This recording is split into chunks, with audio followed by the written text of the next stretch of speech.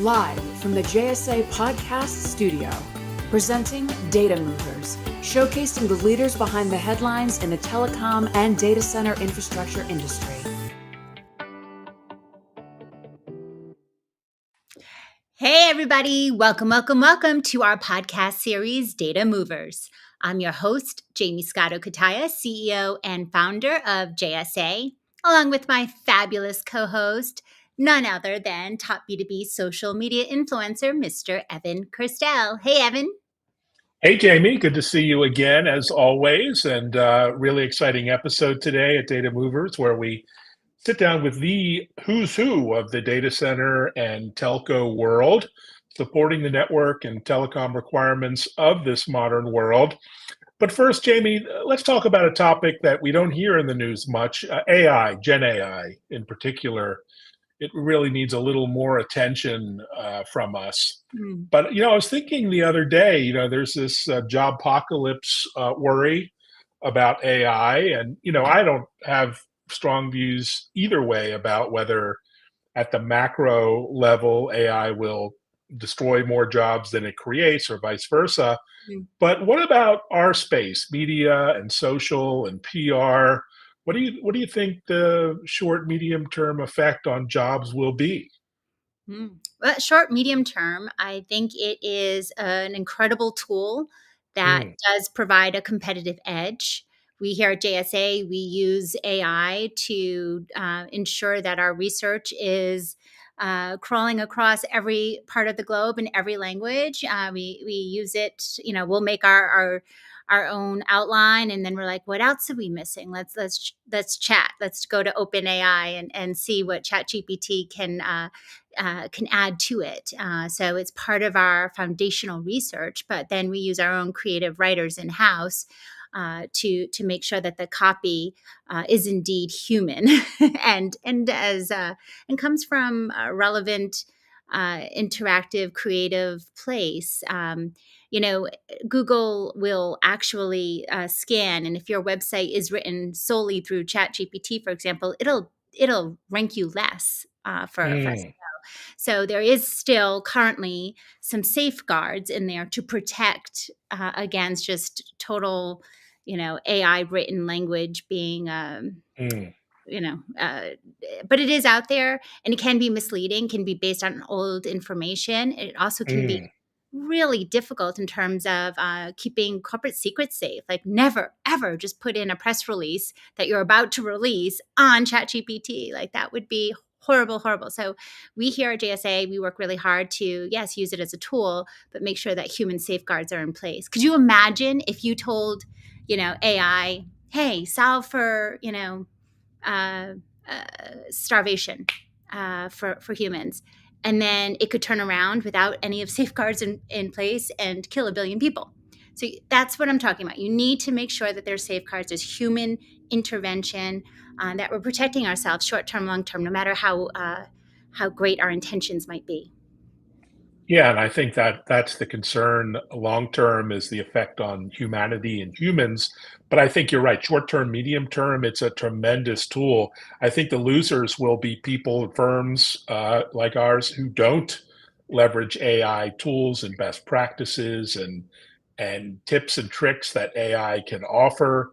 Even for shows like this, we're creating video content, which AI can help turn into short form clips and audio content from the video content and the written word through transcribing and turning it into short form blogs and so many other possibilities that if you're not using AI tools and beefing up your knowledge, you're going to lose out personally, and professionally to someone who's much more adept, with these tools. So I think that's the risk for most people versus, AI just stealing their jobs. So, but we have a cool guest, someone who knows a lot about AI and big data and compute, someone from Intel, very senior leader.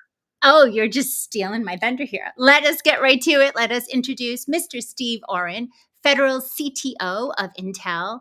And there at Intel, he orchestrates and executes customer engagements in the federal space, overseeing the development of federal solution architectures to address challenges in government enterprises, national security, and other federal areas of focus. So excited, Steve, a key advisor and subject matter expert in the emerging technology space, of course, providing guidance to the public sector, defense, intelligence communities. And he's here with us today. Yay!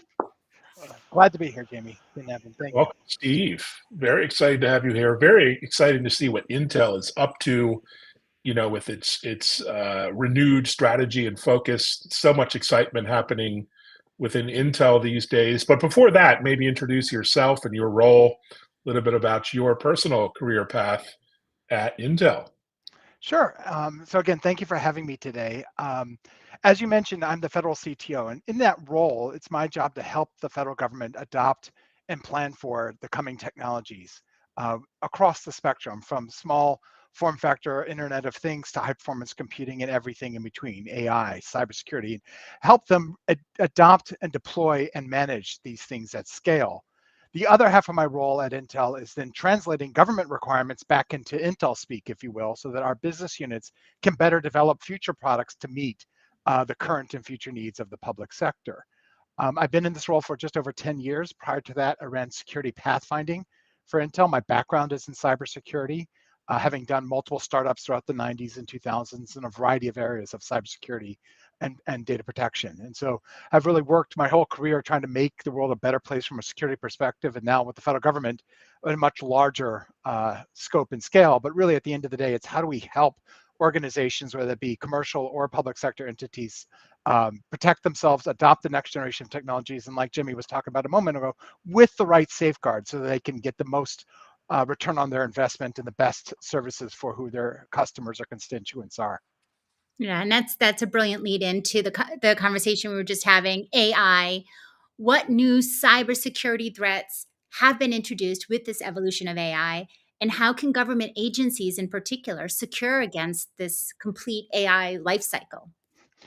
So that's a really good question. And to come at it, we have to remember that the threat adversary, from organized crime to nation state actors, look at AI the same way that every organization does. It's a powerful tool, and they're absolutely adopting that tool to advance their goals.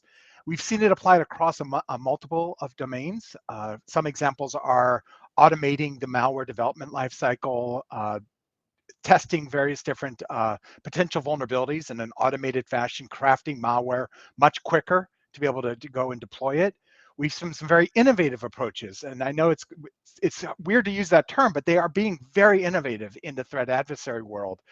There were a couple of months ago, there was a great example of an attack where they used a deep fake video along with a chatbot to trick a financial person at a company to transfer money. Oh, And wow. so they had a deep fake of the video of the CFO, as well as an interactive chatbot that was leveraging that AI to basically trick an individual to transfer money out of the company. And let's face it, most individuals believe that they're talking to the CFO when they see a video image and they're seeing a chat on the Teams call. And so things along those lines are exactly what they're doing. Another example that many of us may be seeing in our everyday lives is the phishing scams. In many cases, are getting much better. And a lot of that is because it's not written by someone who's doesn't have English as their primary language and are trying to craft an email. They have the AI do it. And so the AI can craft a very personal email trying to get you to click that link or download that file or perform that function. And so we're seeing AI applied across the board by the threat adversaries. And again, it's a tool that they're absolutely taking advantage of. They don't have the same rules and regulations around safeguards and ethical use that that organizations and the federal government have, and so they have no problem taking advantage of the latest technology if it advances their goals. Wow, that's a lot to unpack there, and so timely a topic in light of RSA conference coming up next month. So tell us more. Give us a peek behind the curtain. How is AI innovation, driving change in the infrastructure we're seeing within the agencies, and what's happening, behind the scenes to really prepare for this huge wave? So let's look at it from two angles, Evan. I think a lot of people focus on what I call the sexy part of AI. Let's go track ships in the Atlantic. Let's go do Mm, really cool object recognition and interactive chat and all these.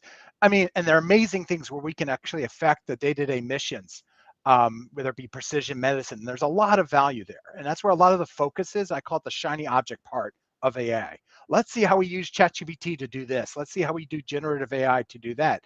And those are all important. But one of the areas that's I find, it's less sexy, but actually is where you're going to get the bigger ROI.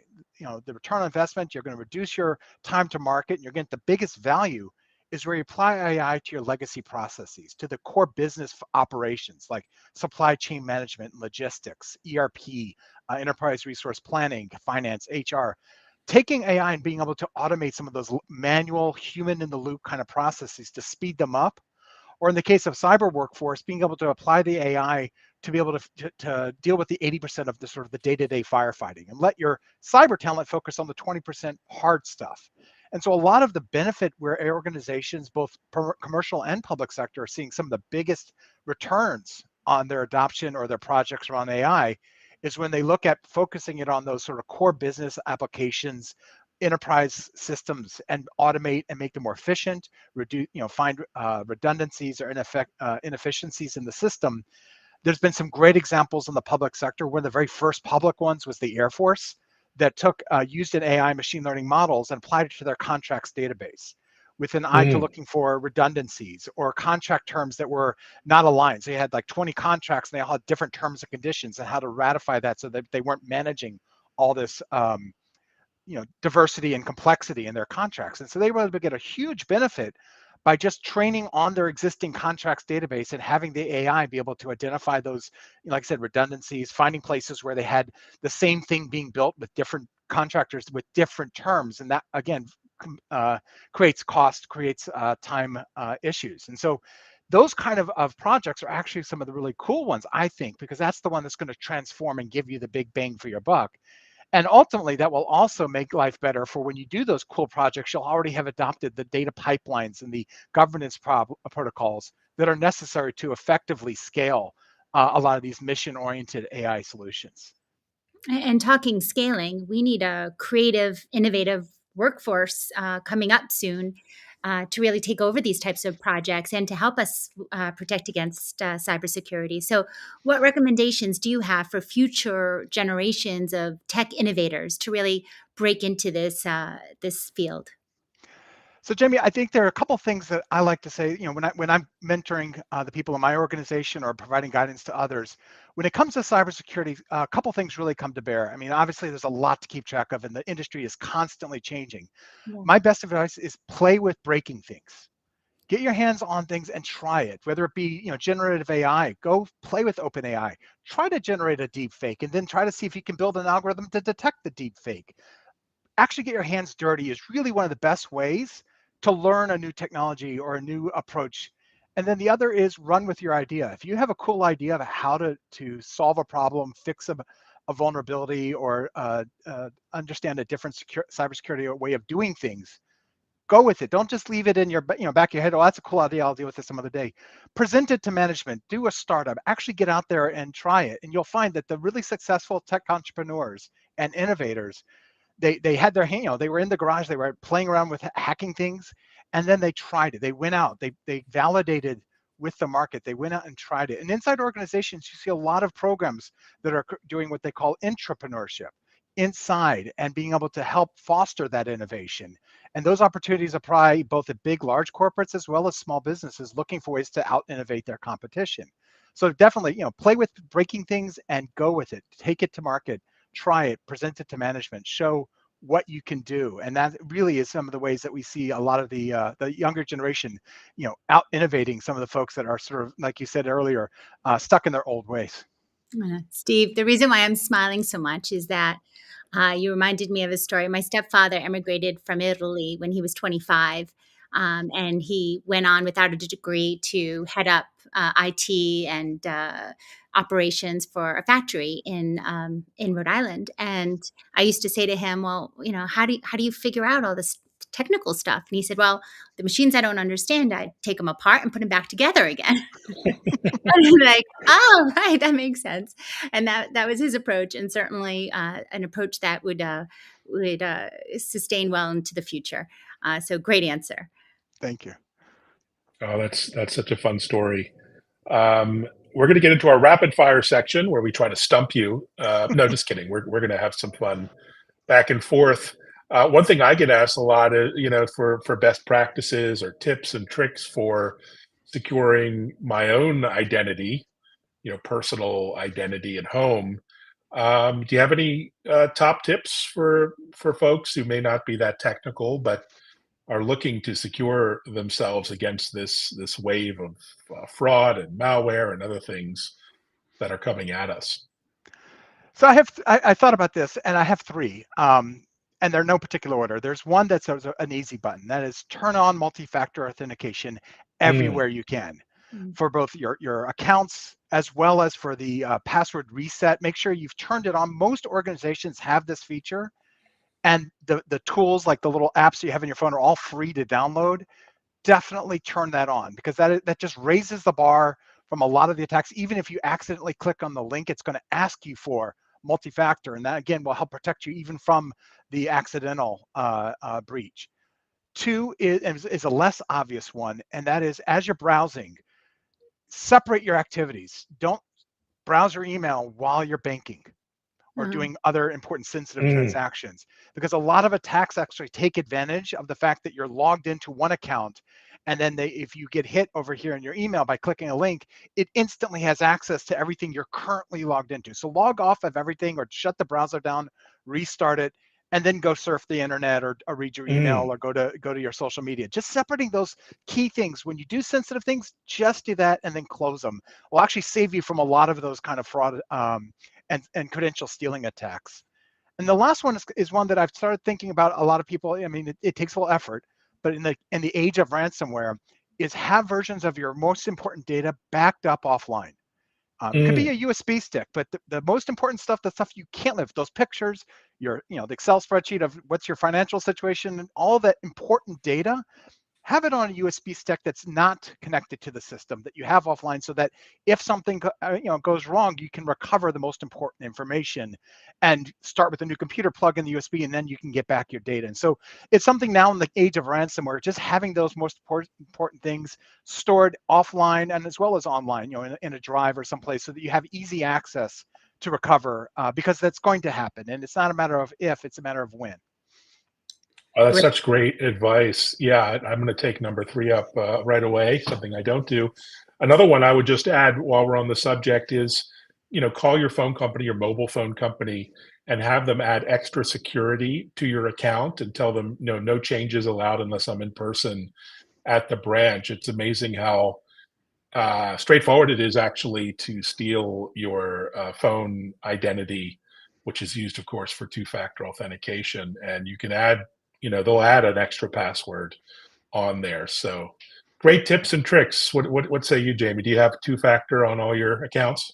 Yeah, I try that one, but I'm also very guilty of Google sign in for everything. So I'm the worst. But security threats aside, because that topic scares me and I'm really terrible. Steve, what consumer technology are you most excited about, and why? Give me something positive. It's a really good question. And I think, there's a lot of cool technology out there. There's some great, augmented reality. But when I think about the thing that actually I find most fascinating and useful in my everyday life is, and most of the collaboration systems have it now, is AI transcription. It has actually been a game changer internally and for me, as I'm, if I'm on a call and it's recording, creating the transcript, it doesn't just give me the notes, which is okay. But actually, these tools nowadays are actually putting it into, tracking task items. Like if I say I'm going to do something, it's going to put that in there and put it in bold. It's going to actually keep track of the things we all committed to, and then email them out to us so that we know what we said in that meeting. Some of the more advanced ones actually are integrated into your Office, probably whether it be Microsoft or Google, so that, when you say I want to get something done by a certain date, it will create a reminder. I mean, that kind of interaction with with something that I don't have to sit there and take notes while I'm talking has been absolutely amazing. And again, it's an application of AI that actually affects our everyday life. And I'm really excited about that. Oh, that's such a good one. And even this video podcast will be transcribed, and there are tools that can turn it into a really nice blog for those of us who hate writing or actually will write for us. So that's a good one. Speaking of innovation, any tech innovators in history that you admire, living or dead?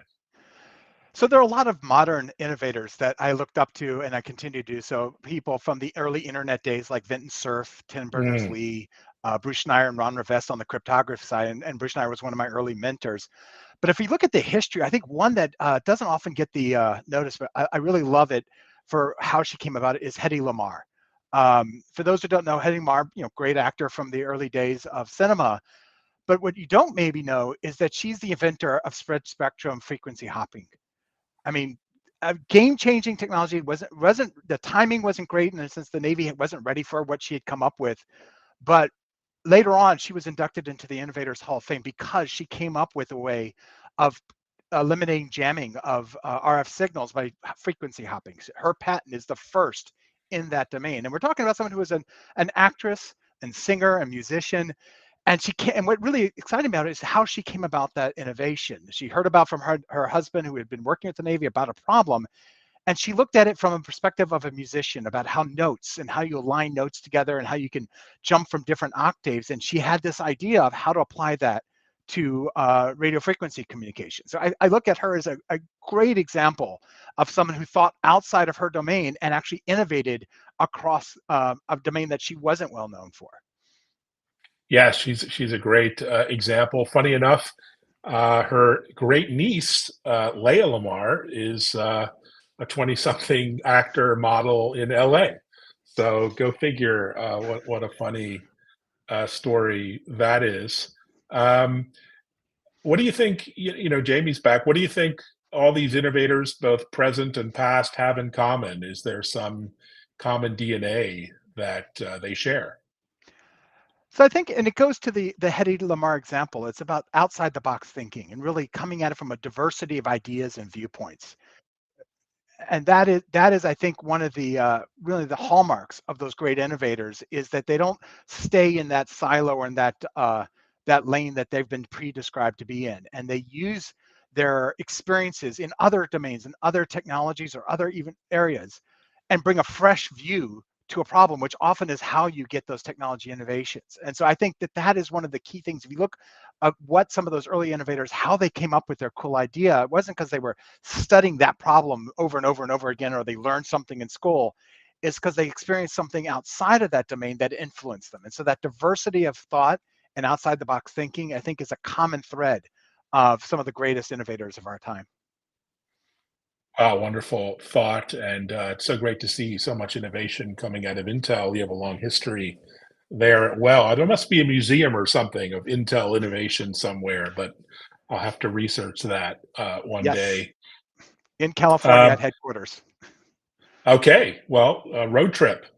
Well, thanks for joining, Steve. Really informative and interesting, quick chat and catch up. I picked up some tips and tricks as well, so that was fantastic, and can't wait to meet in person at one of the many events out and about in the security space. Thank you, Evan, and thank you, Jaymie. Thank you. And Yeah, guys, today's Jamie's Data back. Movers podcast. Be sure.